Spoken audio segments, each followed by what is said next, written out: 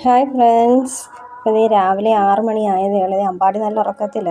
ആനഞ്ചും ദേ ഇത് കണ്ടോ, അവൻ്റെ കിടപ്പ് കണ്ടോ. ഞാൻ ദേ രാവിലെ എഴുന്നേറ്റ് പാലിന് പോവുകയാണ്. സൊസൈറ്റിയിൽ നിന്നാണ് പാല് വാങ്ങിക്കുന്നത്.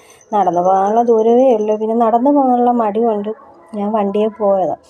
ഇങ്ങനെ പാലും ഒക്കെ വാങ്ങി വന്ന് ചായ ഇട്ട് പട്ടിക്കുട്ടന്മാർക്കും പാല് കാച്ചി കൊടുത്ത് എൻ്റെ ചായ കുടിയൊക്കെ കഴിഞ്ഞ് ഞാൻ വിചാരിച്ചൊരു ഹെൽത്തി ഫുഡ് ഉണ്ടാക്കാമെന്ന്.